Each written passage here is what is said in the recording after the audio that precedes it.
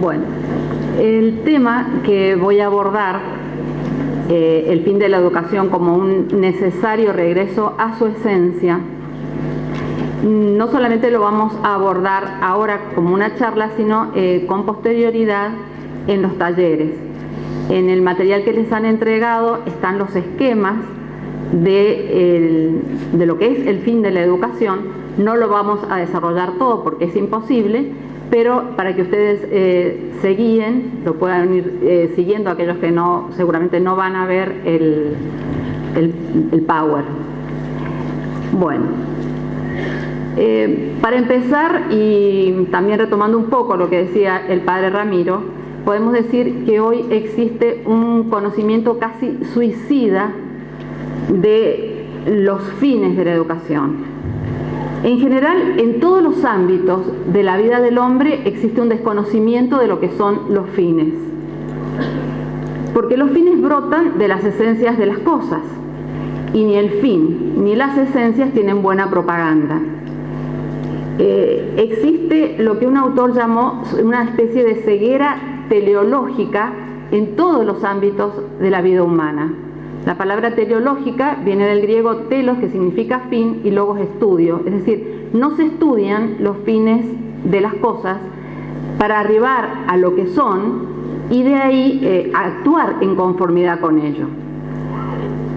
Nadie hace el esfuerzo por conocer lo que las cosas son y por lo tanto se desconocen los fines de las mismas. En el ámbito de la educación, sin duda, esta causa es esta razón de no estudiar los fines o de no plantearse, ni siquiera planteárselos, es quizá el fundamento más grande de la crisis por la que ya hace casi 3 siglos que atraviesa la educación. No me refiero a una crisis de la educación en Argentina, sino a la crisis de la educación en todo el mundo, en todos los niveles. Para poder hablar del fin de la educación es preciso partir de 2 supuestos. Es decir, el fin de la educación está orientado al fin, a que el hombre consiga su fin último. Entonces, primero es preciso plantear cuál es el fin último del hombre. En segundo lugar, tenemos que saber a quién educamos.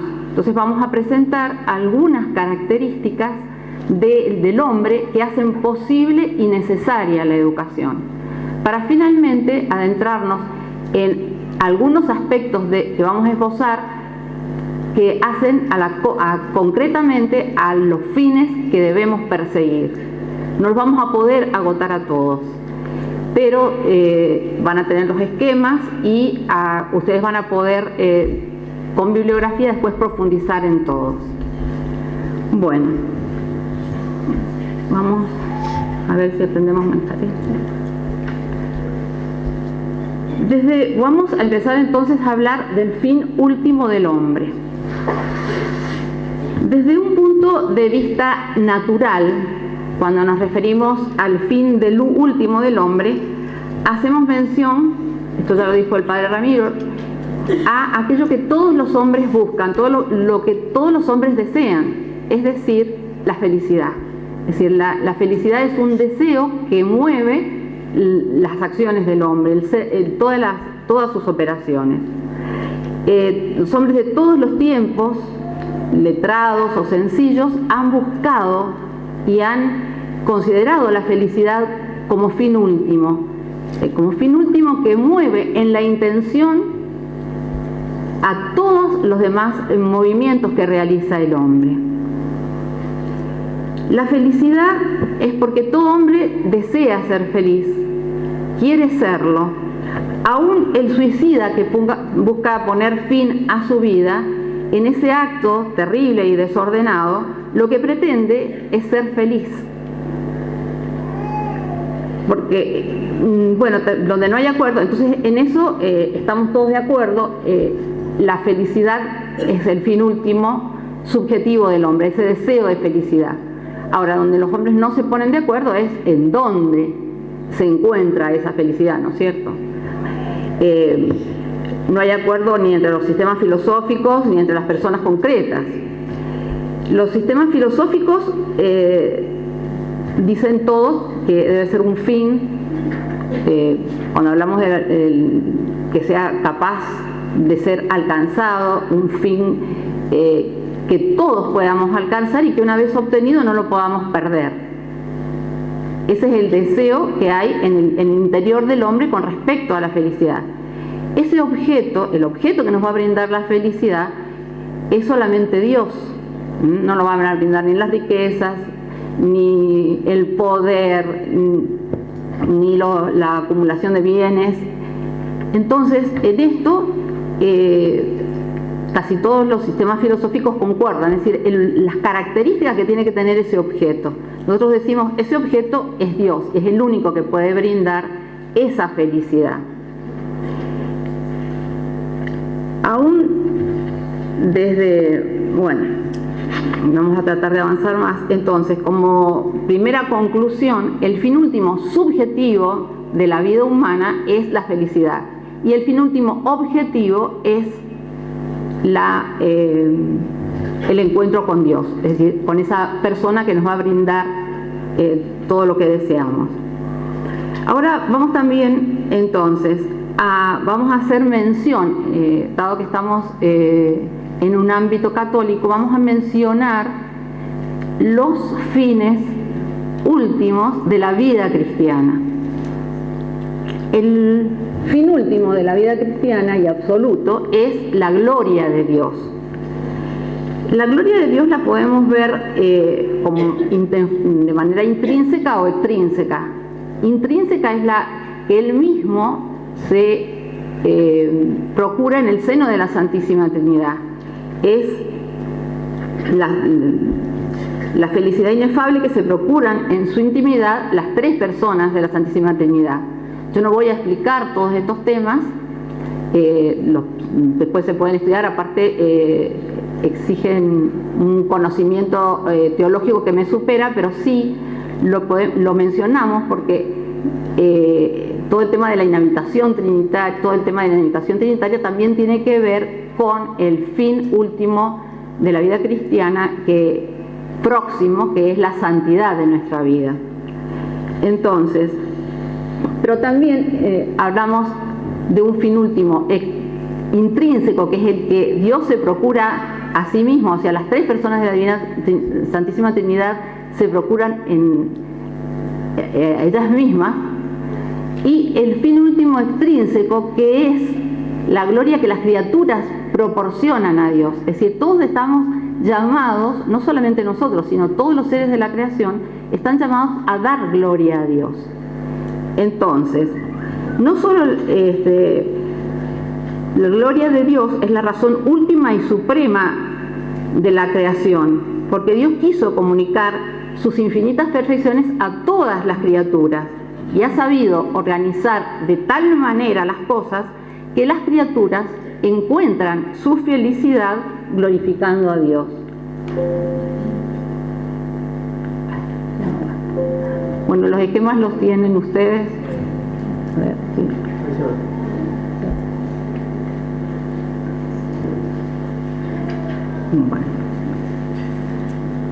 Bueno, siempre pasa. Con esto.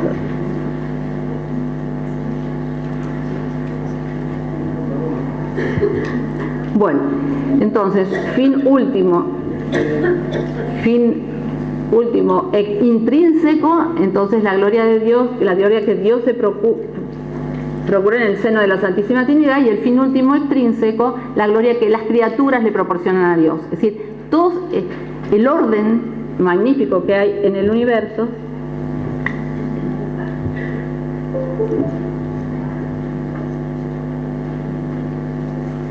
bueno, hablábamos del diablo, y el diablo tecnológico les aseguro que existe.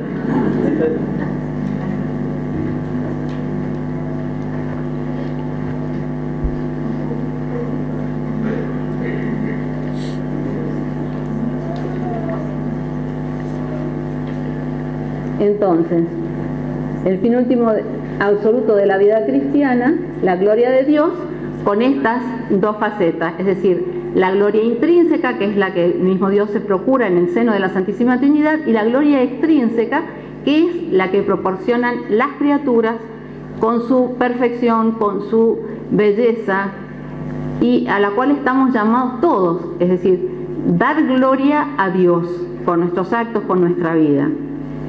Ahora bien, después de la glorificación de Dios y perfectamente subordinada a ella, se encuentra el fin último de la vida cristiana. El fin último de la vida cristiana es la santificación de nuestra alma. La santificación de nuestra propia alma, que esa sí es una tarea encomendada y una tarea que tenemos que tener presente y bien clara en el horizonte de nuestra vida cristiana. Esa santidad a la cual estamos todos llamados, están también llamados nuestros alumnos. Por lo tanto, nosotros tenemos que plantearnos cómo y de qué forma nuestra vida se encamina a la consecución de esa santidad. Podemos dar fórmulas, decir, bueno, ¿en qué consiste la santificación de mi alma? Podemos decir en vivir cada vez más plenamente el misterio de la Santísima Trinidad, la inhabitación trinitaria, como magníficamente hablaron de ello Santa Teresa de Jesús o San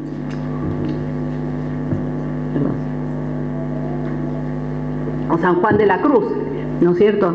También podemos decir o podemos hablar de la perfecta configuración con Jesucristo. Podemos irnos acordando de los santos que han llevado a cabo esta tarea. Por ejemplo, San Francisco de Asís, podríamos decir, o se dice, que fue la persona que más perfectamente imitó a nuestro Señor Jesucristo. En esa imitación de Cristo es donde vamos a alcanzar la configuración con Él y vamos a alcanzar la santidad. Estas fórmulas no son excluyentes. No es que yo adopto esta fórmula y con esta fórmula, y existen muchas más. También podemos hablar de la perfección en la caridad. Me acordaba de San Juan de Dios, por ejemplo. La perfección en la caridad y también la adhesión profunda a la voluntad de Dios que pedimos todos los días en el Padre Nuestro. No podemos hablar, también podríamos hablar de Santa Teresita del Niño Jesús, es decir, cómo cada santo buscó un aspecto de Dios, se perfeccionó en él y llegó así plena y acabadamente a su fin. Entonces, esto lo ponemos entonces como primer supuesto que todos buscamos y queremos encontrar en esta vida la santidad y nos ponemos como educadores católicos en esa línea. Las fórmulas van a depender de cada uno, ¿no? Y no hay recetas tampoco.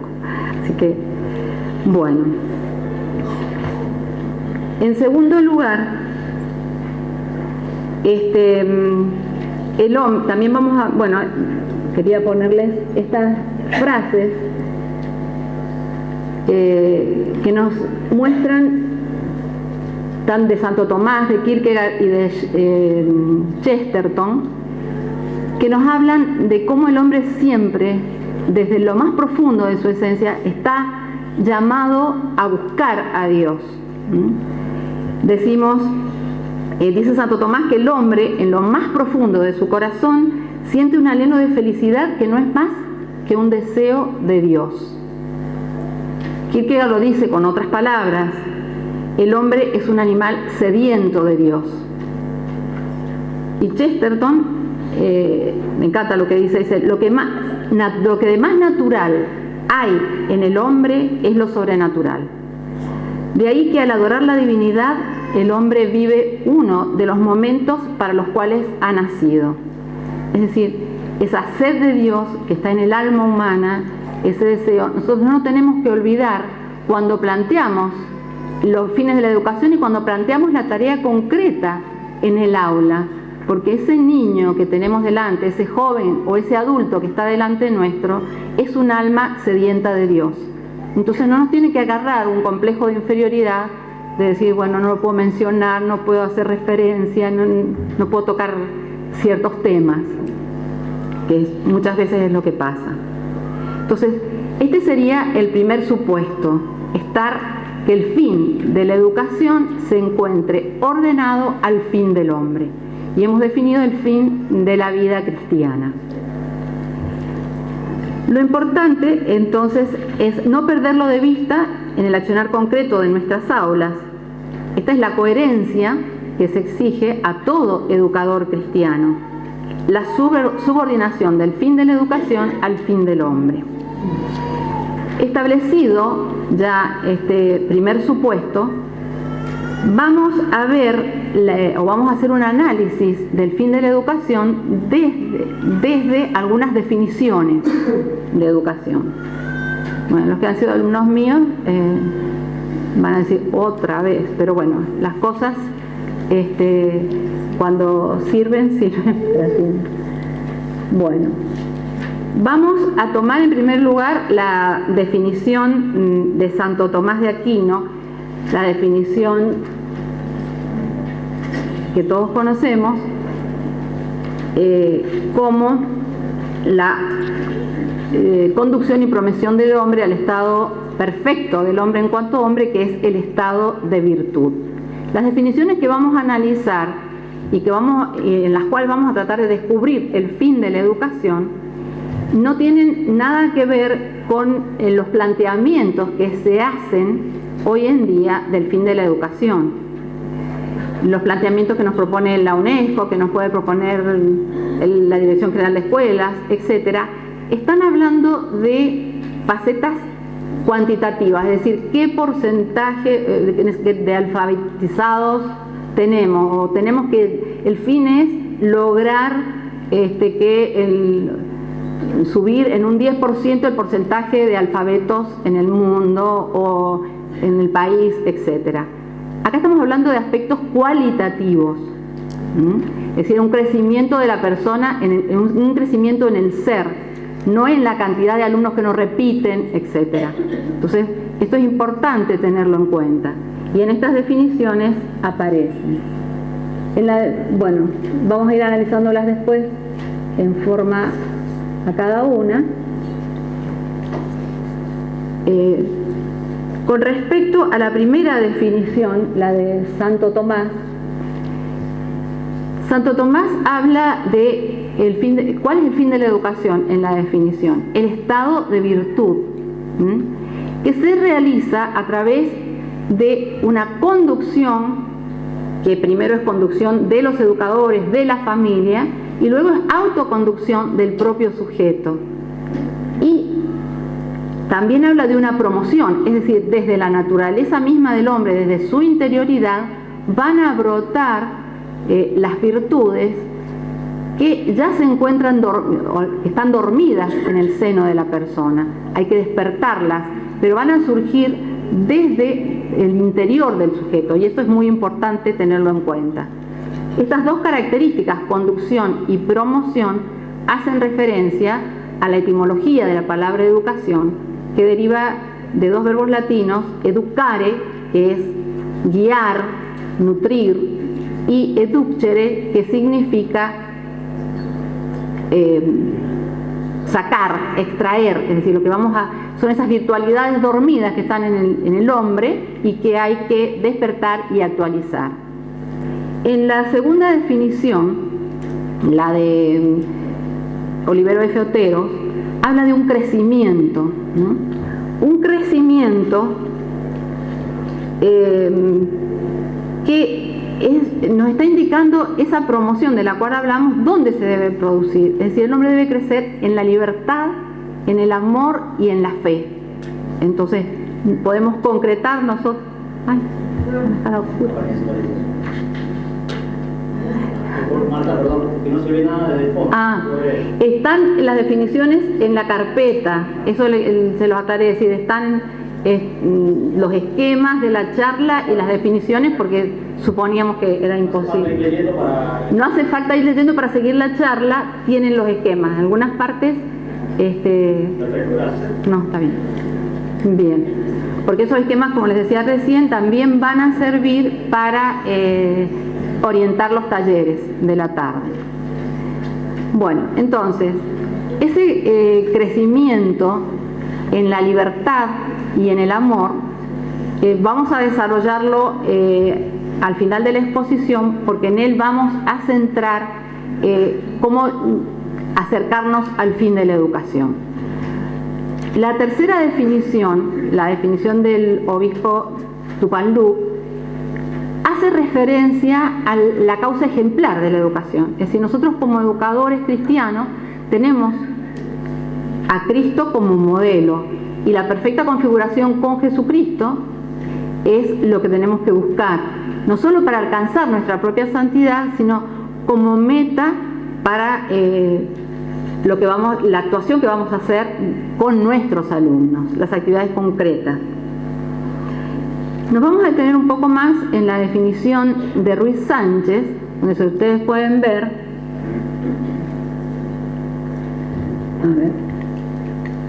en cada una de las definiciones, cada una de las definiciones está señalado el fin.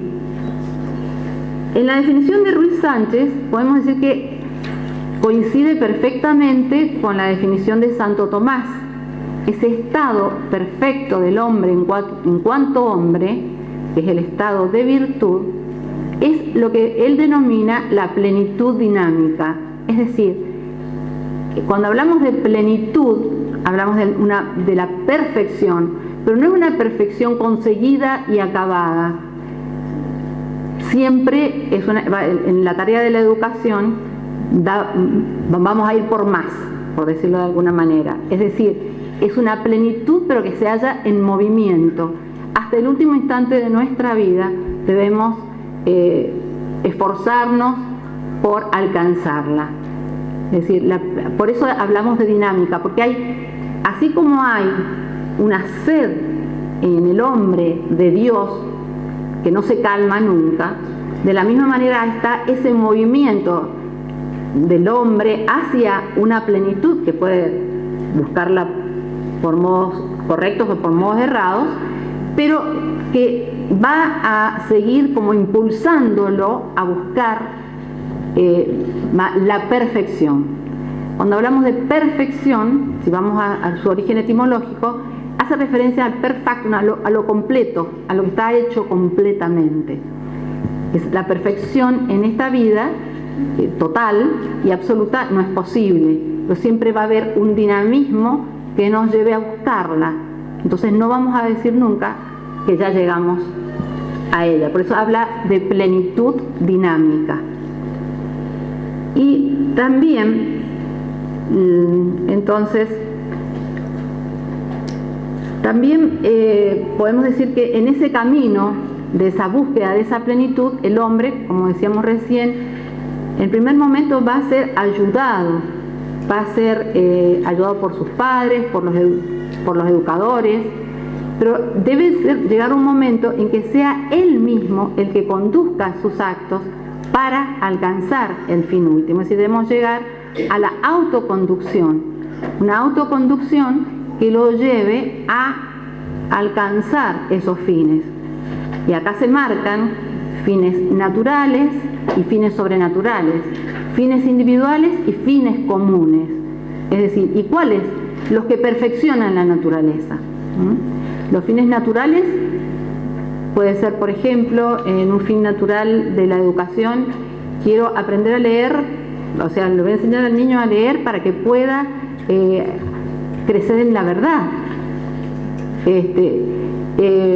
Un fin sobrenatural, le voy a enseñar que viva los 10 mandamientos, que se tiene que confesar, que tiene que vivir la vida de gracia. Un fin individual puede ser concretamente para una persona, pero no tenemos que olvidar de los fines comunes que tenemos que, por el hecho de ser hombres, tenemos que plantear, porque no vamos a ser hombres en soledad, ni nadie se va a hacer perfecto en soledad, necesitamos de los otros. Y esa necesidad que tenemos de los demás y de buscar juntos fines es quizá una de las más olvidadas. Es decir, cuando hablaba el padre de fundar la ciudad de Dios, en la ciudad de Dios tienen que haber metas comunes en lo social, porque si no nos apartamos del fin. Bueno, acá hay algo muy importante en esta definición que dice que esos fines individuales, comunes, naturales y sobrenaturales perfeccionan la naturaleza del hombre. Y aquí viene otro aspecto olvidado de la educación, y también que es este aspecto puede estar olvidado consciente o inconscientemente o a propósito, ¿no? Estamos trabajando, cuando hablamos de naturaleza, los fines que perfeccionan su naturaleza, estamos hablando de algo que ha sido dado al hombre. El hombre no va a inventar lo que es, no puede inventarlo, como las ideologías nos pretenden hacer creer.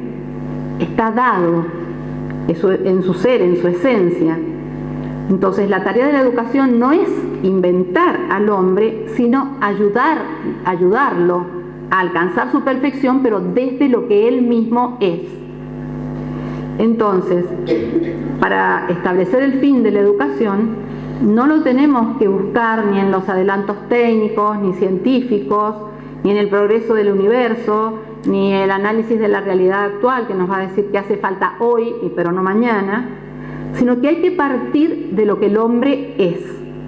Hay que conocer al hombre. Existe entonces no solamente un suicidio del fin de la educación, sino también otro suicidio, que es el desconocimiento profundo de lo que el hombre es. Las propuestas que se ofrecen hoy en día, tanto desde el ámbito curricular como legislativo, solamente tratan de adaptarlo al sistema, proponiendo para que su formación se centre en las materias que le van a permitir una rápida inserción laboral, olvidando los fines como persona. No se propone que la escuela prepare para que el joven pueda salir de ella con un proyecto de vida, con un proyecto personal, sino que se trata de insertarlo lo más rápidamente posible en el mundo, en el laboral, en el sistema económico imperante. Nosotros, cuando hablamos de fin de la educación, vuelvo a repetirlo, hacemos referencia a los aspectos cualitativos del ser del hombre y también de su conducta, para que lo oriente a ese fin. Entonces, en todas estas definiciones que hemos analizado, se presenta implícita o explícitamente esa idea de perfección, de completamiento del hombre, que es tarea de la educación. Ahora bien, este hombre, necesita la educación porque nace indigente y falible. Esa indigencia y esa falibilidad del hombre son las que marcan en forma imperiosa la necesidad de la educación. La indigencia nosotros la podemos ver, apenas nace un bebé necesita de cuidados, yo creo que como dice mi mamá, nunca los padres dejan de tener la carga de los hijos. Mi mamá tiene 93 años, entonces los cuidados, debido a la indigencia original del hombre, hacen necesaria la educación. No es un desenvolvimiento natural. Por un desenvolvimiento natural no va a llegar a su fin. Entonces, planteamos el tema de la indigencia porque vemos los otros seres, ¿no es cierto? Una planta, si tiene las condiciones del riego, del suelo, del sol, va a crecer espontáneamente. Lo mismo sucede cuando vemos nacer un potrillo, que es tan bello, ese intento de pararse ahí nomás. Los niños tardan 1 año y medio, 2, algunos. O sea, entonces esa es ahí cuando hablo de indigencia me refiero a eso, a esa necesidad de auxilio que tiene el hombre. Y cuando hablamos de falibilidad, hablamos de la posibilidad de errar que tiene el hombre. Es decir, el hombre puede elegir y puede elegir mal. Entonces, estas condiciones son las que nosotros tenemos que tener en cuenta para saber que tenemos que salir en auxilio de ese hombre y conocer esa naturaleza humana, porque bueno, hay muchas ideologías que hablan de un simple desenvolvimiento natural, otras que hablan de una invención del hombre, como hablaba cuando hablábamos el padre Ramiro mencionaba antes en la otra conferencia todo el tema de se me olvidó la palabra también, del constructivismo, gracias. Bueno, entonces nace indigente y pero con el auxilio de los educadores y con el auxilio de la gracia, el hombre puede salir de esa indigencia y puede superar esa falibilidad. Entonces, quería saltear bueno, no lo sé hacer. Voy para atrás. Dos cosas, después lo vemos en la filmina, que son importantes y son indispensables. Cuando estoy conociendo al hombre, le voy a dar una serie de características, las voy a ir enunciando, y que son supuestos que hacen posible y necesaria la educación. Pero también me parece importantísimo destacar antes que esa indigencia y esa falibilidad tienen origen en el pecado original y tienen la solución en la gracia. Entonces, esas dos, como educadores cristianos, nunca podemos olvidar esas dos realidades. Es decir, estamos heridos por el pecado original, entonces tenemos un desorden interior, erramos en nuestros juicios, tenemos,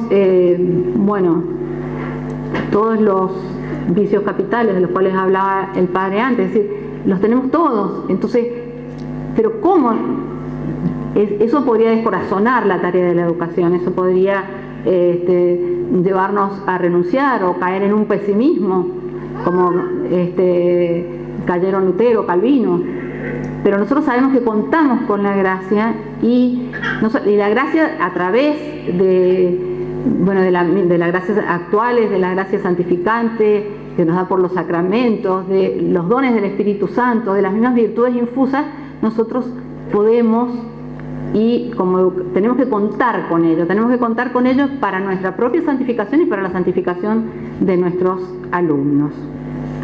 Bien, entonces decíamos a partir de las definiciones que la educación busca la perfección de la persona. En primer lugar, vamos a decir que partimos del concepto de persona humana, ¿no?, como sustancia individual de naturaleza racional, pero no me voy a detener a explicarla porque si no tendría que dar otra charla. Sí, vamos a ir viendo cada una, un pequeño y rápido análisis de cada una de las características de la persona humana que hacen posible y necesaria la educación. Bien. En primer lugar decimos el hombre es un ser dinámico. En cierta medida ya lo hemos explicado, ¿no? Es dinámico y el dinamismo que hay dentro del hombre es un dinamismo natural, es el dinamismo natural de un ser espiritual que busca su plenitud. El hombre va a crecer en lo físico, pero también va a crecer en lo espiritual. También ese dinamismo, ¿no es cierto?, hay un movimiento interior en el hombre y una unidad de ese movimiento, es decir, hay un movimiento entre las partes desde el punto de vista biológico, es decir, el ojo, y cuando camino necesito que mi ojo vea para no tropezarme, etc. Y hay un dinamismo entre las partes del hombre y hay un dinamismo de cada parte con el todo. Y hay un dinamismo, como les decía, más importante, que es el dinamismo de ese ser espiritual que busca su plenitud y que va a mover siempre al hombre porque no va a alcanzar esa plenitud, siempre va a estar en movimiento, va a estar en él. Con respecto al ser dinámico, podríamos decir también que existe un dinamismo interior en el hombre que le permite conocerse o traer recuerdos a su mente, y también un dinamismo interno que le permite proyectarse hacia afuera, proyectar desde el interior lo que va a hacer. Pero lo más importante es que nos quede claro que ese dinamismo que hay en el hombre es un dinamismo natural de un ser espiritual que busca su plenitud, ¿no? En segundo lugar, decimos que el hombre es un ser con interioridad. Bueno, quizá esta sea una de las características más olvidadas de la educación del mundo actual, es decir, hay tanto ruido, y no solo ruido exterior, no solo porque vivimos corriendo, no, hay también ruido adentro del hombre, porque no hay momentos para hacer silencio y poder entrar en el santuario de la persona y desde ahí proyectar mi vida. Quizá el supuesto más importante para que el hombre sea libre en este momento es la falta de interioridad, es decir, esa posibilidad de entrar en el santuario de nuestra interioridad, en ese lugar que inhabita la Santísima Trinidad, ¿no? Lo sabemos por la fe, pero sin embargo no llegamos. ¿Por qué? Porque hay ruido interior y ruido exterior. Pero el cristiano, cuando hablamos de una persona cristiana, es aquella persona en la cual los actos externos brotan de una fuente auténtica que está en el interior. Eso es muy importante tenerlo presente. Esa interioridad permite al hombre volverse sobre sí mismo y reflexionar sobre sus actos, reflexionar sobre sí mismo, sobre lo que ha hecho, incluso sobre sus propios deseos. También ese lugar de reflexión le va a permitir ver o descubrir cuáles son sus miedos, cuáles son sus deseos, y desde ahí poder proyectar un proyecto, perdón la redundancia, de vida. Es decir, porque va a descubrir quién es, y esto es lo más esencial de la educación. También va a ser capaz de juzgar, y aquí hablamos, va a ser capaz de juzgar desde su interioridad lo que las cosas son y lo que las cosas deben ser. Porque si el hombre no se mete dentro de sí mismo para juzgar lo que las cosas son y lo que las cosas deben ser, y lo que él mismo en su conducta debe hacer y ser, se lo van a imponer desde afuera, como sucede, ¿no es cierto? Es decir, desde afuera nos dicen, nos mueven como marionetas, ¿no? Si nosotros no somos capaces de proyectar nuestra vida desde nuestro interior. Bueno, la otra característica es la capacidad de autoconducción del hombre. El hombre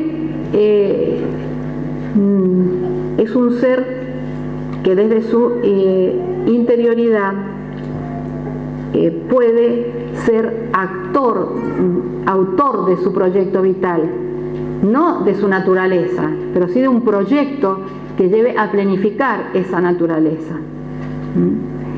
Y la autoconducción significa superar, ¿no es cierto? La autoconducción significa superar esa dependencia desde afuera a la cual puede estar sujeto si no es capaz de mirar su interior con objetividad. Bueno, me acordaba del amado Nervo cuando dice: porque veo al final de mi rudo camino que yo fui el arquitecto de mi propio destino. Sí, esto es importantísimo, es decir, somos arquitectos de nuestro destino, somos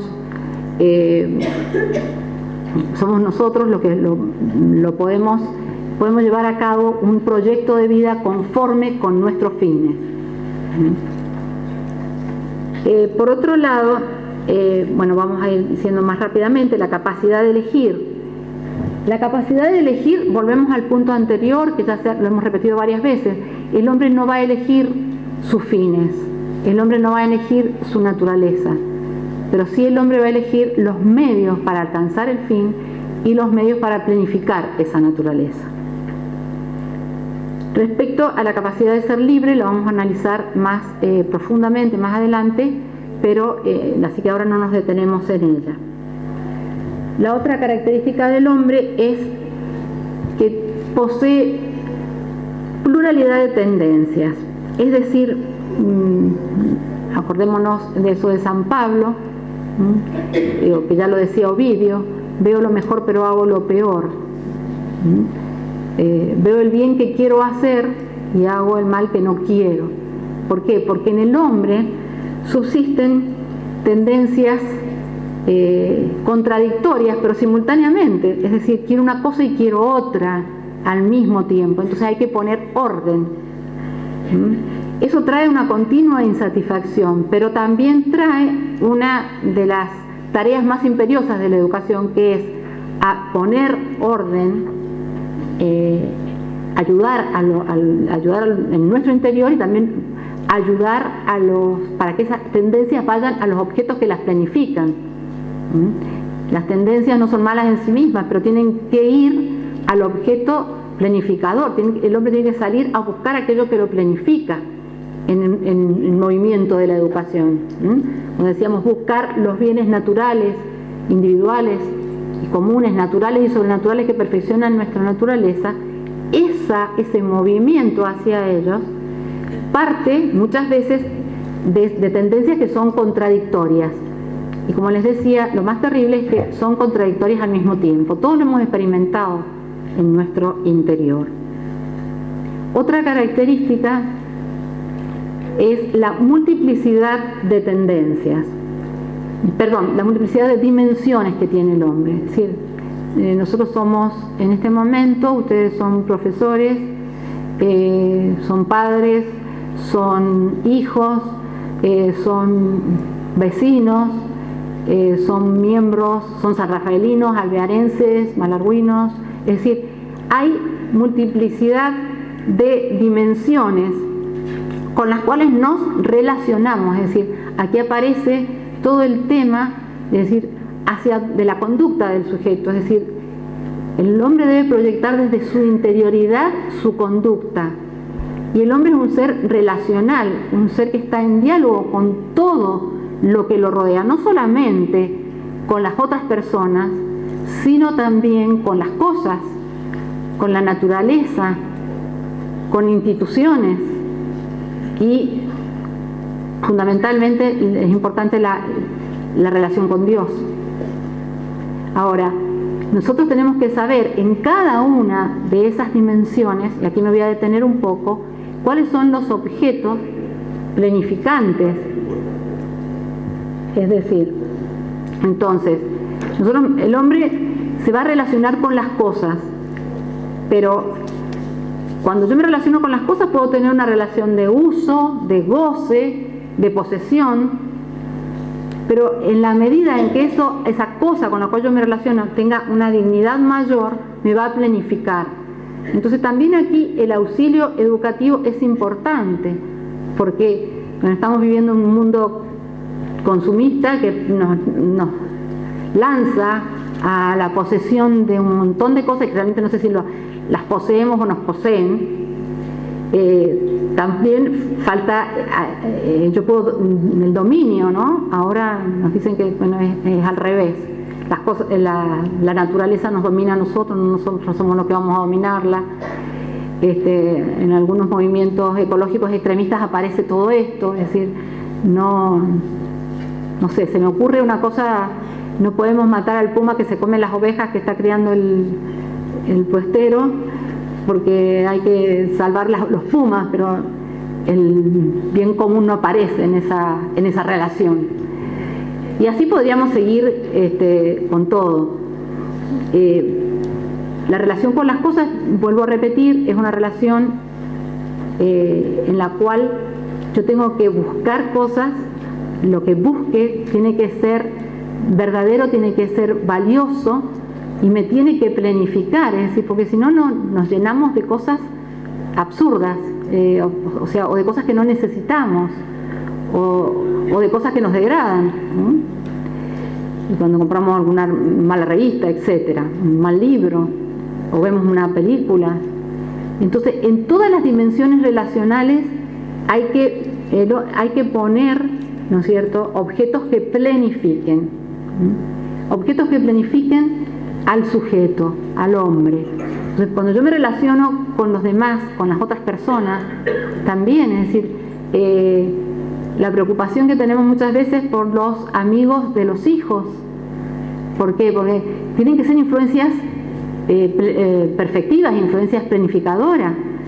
La relación que nosotros tenemos con las instituciones a las cuales pertenecemos. Sí, se me ocurría la barra brava de un barra brava, ¿no es cierto? Usted pertenece a una institución. Cuando uno pertenece a una institución, acepta los reglamentos, todo lo que esa institución depara. Es decir, en nuestra relación con las cosas, con las personas, con las instituciones, surgen obligaciones. Y esas, hoy en día no se habla de obligaciones, se habla de derechos. Entonces tenemos que saber si yo entro a trabajar en una institución católica, tengo que adherir al ideario de esa institución. O si soy socio de un club, no puedo decir, bueno, no, yo acá dice que tengo que pagar una cuota, pero yo no quiero.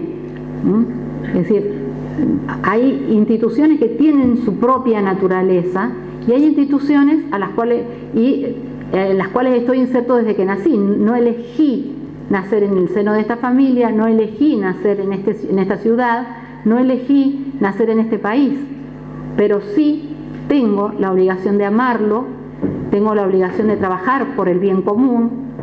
Entonces, esas religaciones, ¿no es cierto?, que tenemos con esas instituciones o con esos lugares en los cuales hemos nacido, etcétera, son realidades que exigen de nosotros una conducta concreta. Y esa conducta concreta que tenemos que poner, no podemos eludirla cuando se trata de religaciones naturales. Es decir, yo no puedo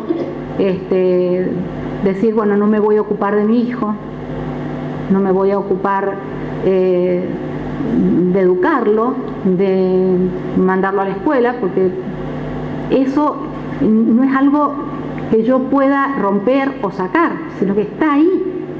Hay un vínculo que me obliga a realizar tales o cuales actividades que son deberes. ¿Sí? Esto pasa en todos los ámbitos de la vida del hombre.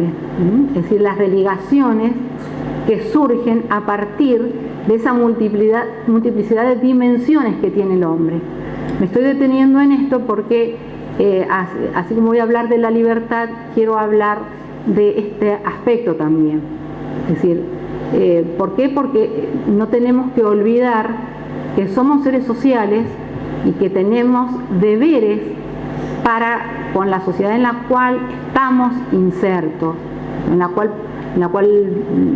en todos los ámbitos. Es decir, yo tengo obligaciones como vecino, tengo obligaciones como miembro de un club, les decía recién, y hay religaciones en las cuales la obligación no la puedo eludir, pero en otras puedo, una vez que las asumo, es decir, entro a trabajar a esta escuela, voy a ser socio de este club, debo asumirlas porque yo libremente opté por pertenecer a ese lugar.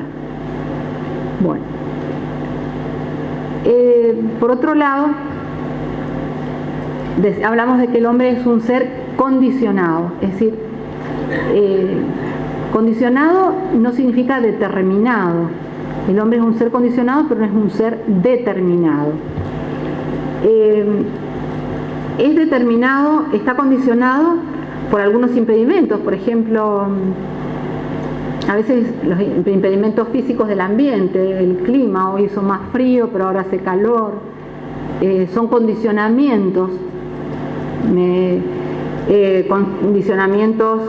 nací en esta familia, en el seno de esta familia, nací, como les decía recién, son condicionamientos, pero no nos determinan.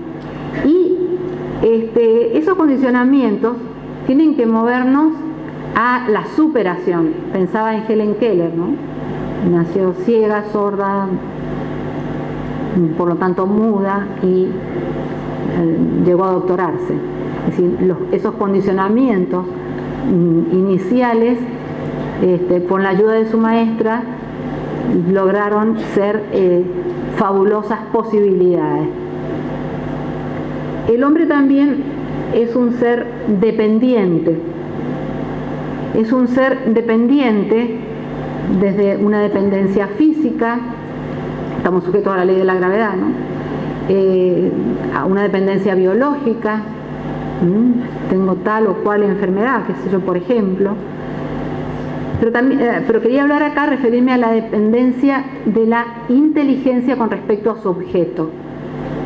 Es decir, el hombre va a descubrir lo que la cosa es. La tarea de la educación es ayudar al hombre para que descubra lo que la cosa es, la respete su esencia, no la inventa, no es constructivista, no la construye él. Se me ha ido, me han machacado tantos años con esa palabra. Bueno, entonces la dependencia de la inteligencia con respecto a su objeto, que es la verdad, la búsqueda de la verdad, y la dependencia de la voluntad con respecto a su objeto, que es el bien. Y también otra dependencia, la dependencia ontológica. Decía el padre, si Dios dejara, no sé si lo dijo con estas palabras, pero si Dios dejara de pensar un minuto en nosotros, desapareceríamos. Es decir, porque Dios es la causa primera de nuestro existir, de nuestro ser. Bueno, las dos últimas características no las voy a anunciar nomás, porque si no, no vamos a llegar al tema del fin y ya el estómago está pidiendo auxilio. Entonces, decimos somos seres históricos. Seres históricos, no lo vamos a explicar, porque hemos nacido en este tiempo, no podemos eludirlo, aunque nos gustara vivir en otra época, por ahí decimos, pero también lo decía el poeta, ¿no es cierto? Mas si diera lo vivir, volvería a querer lo que me ha tocado.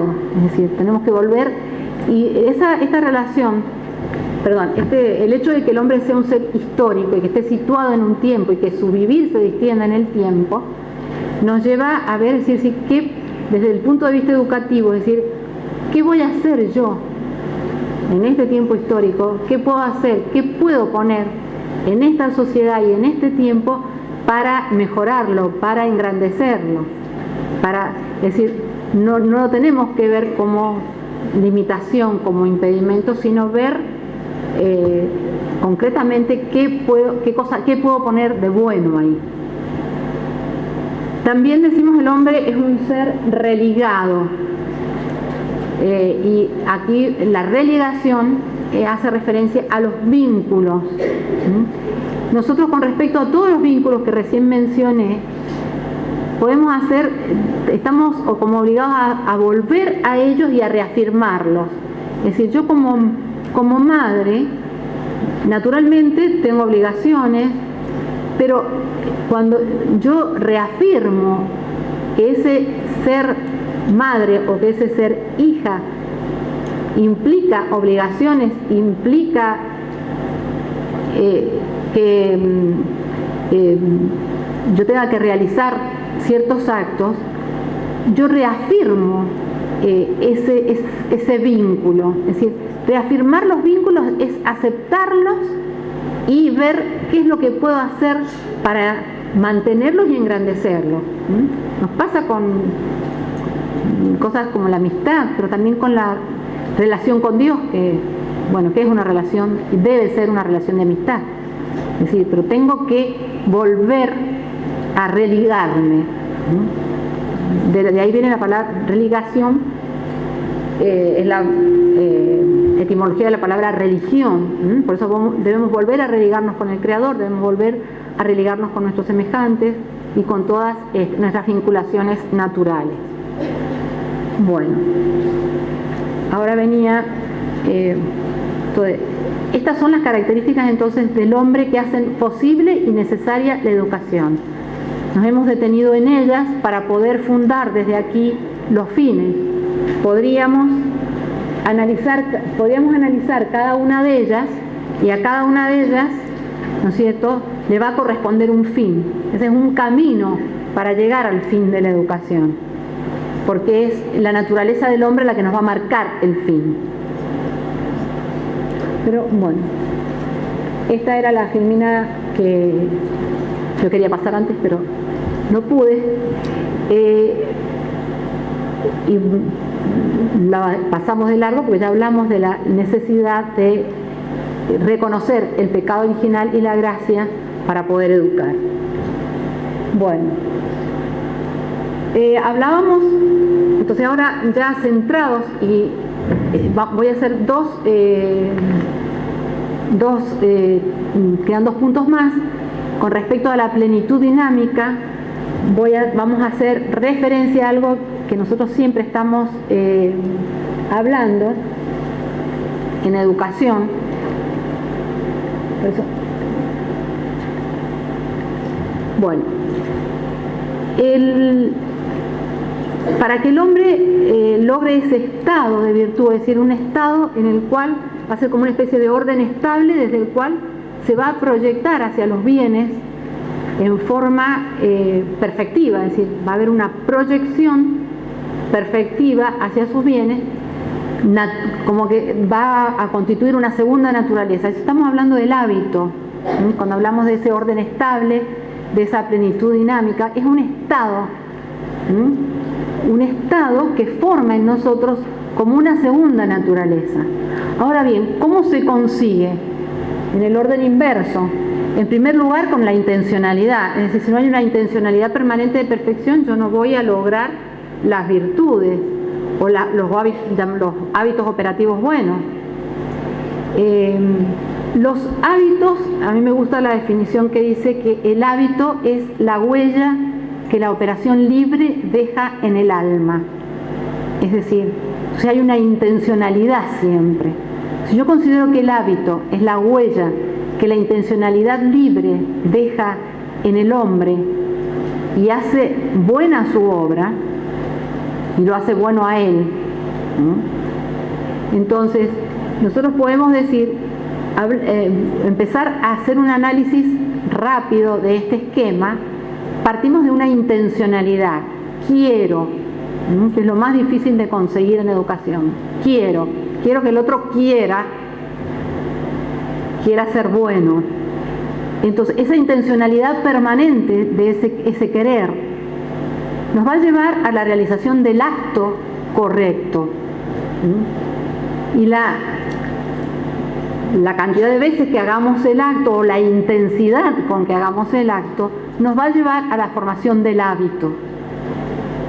Y el hábito va a ser esa huella, entonces, que va a quedar en mi alma y me va a permitir sucesivos actos buenos. No sé si queda claro, pero no me quiero detener más en esto porque es algo que yo creo que en todas las escuelas se trabaja, se debe trabajar, y también va a ser el tema de los talleres. Bueno, entonces, así me parece que aquí está el meollo de los fines del hombre y los fines de la relación entre los fines del hombre y los fines de la educación, y concretamente en qué consiste. Podríamos hacer una síntesis diciendo que el fin de la educación, para alcanzar el fin de la educación, el hombre tiene que realizar como dos movimientos. Un movimiento que va a poner orden interior, orden en su interior, y otro movimiento que lo va a direccionar a la búsqueda a partir de ese orden interior, lo va a direccionar en la búsqueda de los bienes perfectivos. Esto es importantísimo porque si no parto recién, como decía más atrás, no partimos de que en mi interioridad yo he proyectado, desde mi interioridad he proyectado, he puesto un orden y desde ahí he proyectado mis actos, el hombre va a moverse por lo que le impongan desde afuera. Eso es muy importante tenerlo presente, sobre todo hoy en día que estamos sujetos a todo tipo de manipulación. Entonces, el educador tiene que ayudar a los educandos y ayudarse a sí mismo también, en primer lugar, a poner orden en su interioridad. Y a partir del conocimiento de sí mismo que le da la interioridad, cuando él sea capaz de conocerse, de saber cuáles son sus dones, cuál es aquello que él puede poner en el mundo, a partir de ahí va a dirigirse a conseguir los fines, los bienes que van a planificar su naturaleza. Es decir, hay un movimiento hacia el interior y un movimiento hacia afuera. Ese movimiento hacia afuera que tiene que realizar el educando, no lo va a realizar si nosotros no le mostramos cuáles son esos bienes perfectivos. Y ahí está la gran tarea del educador, es decir, yo tengo que enamorarlo al educando de esos bienes. Pero para poder enamorarlo, primero tengo que enamorarme yo. Si no me enamoro yo de esos bienes que son perfectivos, que son planificantes, que lo van a ayudar, lo van a poner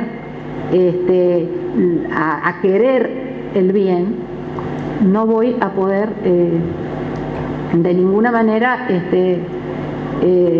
lograr su adhesión, lograr que él quiera querer. Quiera querer ser bueno. Parece una perogrullada, pero es lo más importante. Entonces, la selección de esos bienes formativos que son los que van a perfeccionar al hombre. Es la tarea más profunda y más edificante a la cual estamos llamadas.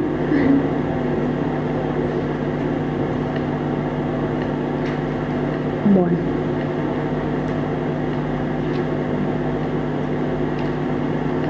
Acá está lo que hablamos antes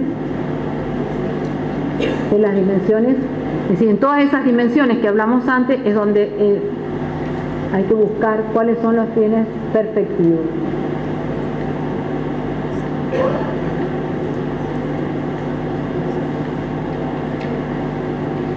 Bueno, estos simplemente están puestos para que los veamos, lo vamos a ver ahora. Si yo me tuviera en cada uno de estos, les tendría que dar una charla, pero simplemente mencionar, hemos ya hablado de la capacidad de juicio crítico objetivo, es decir, la necesidad que el hombre tiene de un juicio crítico objetivo, es decir, que frente a la realidad descubra lo que las cosas son, no que lo ponga él desde su capricho o lo construya. Esta vez me salió. Bueno, también tiene que haber una docilidad, es decir, docilidad a las ayudas, porque si no, y conseguir eso es dificilísimo. Cuando hablamos de mentalidad adecuada, hablamos de las actitudes, de la lente con la cual miramos la realidad. Bueno, todo esto hay que trabajar, es decir, que esa lente con la cual yo mire la realidad sea la lente de lo verdadero. Entonces, la comprensión del sentido de la propia vida, bueno, eso es algo que es función de la escuela, es función de la escuela. En el colegio secundario nosotros deberíamos saber, siempre tenemos que mostrar el fin último, o comprender qué es lo que yo voy a poner de mí para alcanzarlo, no solo a nivel individual, sino también a nivel social. Es decir, ¿qué estoy llamado yo a poner en el mundo? ¿Cuál es el sentido de mi vida? Bueno, eso se trabaja, yo creo que lo podemos trabajar desde el jardín de infantes hasta la universidad y toda la vida, para saber, bueno, aquí y ahora, ¿qué debo hacer? La capacidad de prescripción recta hace referencia también a la virtud de la prudencia, fundamentalmente. Aquí y ahora, ¿qué debo hacer? Y la conciencia moral, bueno, que es el santuario de nuestra interioridad, en la conciencia también es una tarea del educador ayudar a formarla. La conciencia puede errar en su juicio. Tiene que ser una conciencia recta, una conciencia verdadera, una conciencia cierta, segura, una conciencia delicada. Hay muchas características. No nos detenemos en eso. Vamos a hablar de dos cosas que son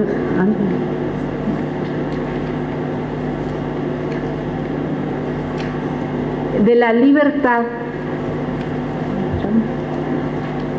Bueno, vamos a hacerlo más rápido posible. Cuando hablamos de libertad, hablamos de dos cosas, de una propiedad del hombre, que es al mismo tiempo un don que hemos recibido, pero al mismo tiempo una tarea. La libertad tengo que conquistarla, la libertad no, y la voy a conquistar en base a las elecciones, no las elecciones que se vienen, no las de octubre, precisamente, en base a las elecciones que yo vaya haciendo en la vida.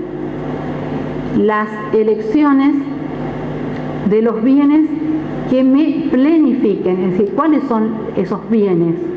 ¿Cuál es esa plenitud a la cual estoy llamada?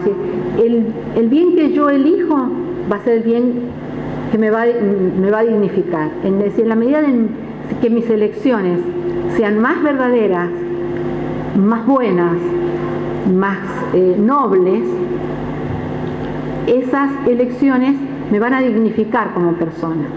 Estoy tratando de hacer una terrible síntesis. Pero a su vez, la libertad encuentra su máxima expresión cuando se dona en el amor. Esto es, y en el amor y en la verdad. Es decir, cuando eso que elijo es verdadero y cuando eso que elijo me permite salir de mí mismo.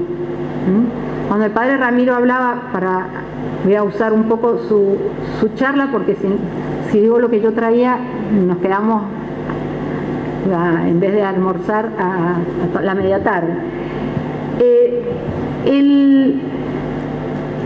La libertad, es decir, cuando nosotros elegimos, podemos elegirnos a nosotros mismos o elegir salir de nosotros para entregarnos. Siempre cuando hablo del amor me gusta referirme a con lo que Juan Pablo II llamaba el don de sí, es decir, la persona que es el entregarse, es decir, que es el acto supremo de la libertad, es que trascienda, es decir, la entrega de esa libertad. Hay muchas definiciones de libertad y hay muchas clasificaciones, pero hay dentro de estas clasificaciones hay una que dice, Millán Puelle, que dice que la libertad es la capacidad de iniciativa al servicio del bien común.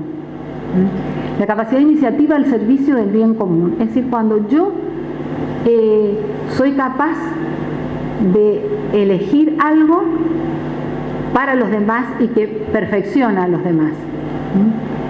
También está la otra cara de la libertad, que es la capacidad de aceptación, es decir, cuando yo soy capaz de aceptarme y aceptar lo que me pasa cada día. Es decir, cuando decimos en el Padre Nuestro, hágase tu voluntad, lo decimos todos los días, y esa aceptación es el acto supremo de la libertad, quizá, así como es la donación en el amor, es la entrega en el servicio. De la misma manera es la capacidad de aceptar lo que me pasa frente a situaciones límites o en lo cotidiano, situaciones límites, la capacidad de aceptar, por ejemplo, desde algo terrible, que puede ser la muerte de un hijo, hasta, no sé, que fui a poner la mesa y me acordé que no había pan en la casa, tengo que salir a comprarlo, bueno, cosas de ese estilo. Entonces, esa capacidad de ser libre va a encontrar en todas las hojas que estoy pasando. No se asusten, bueno.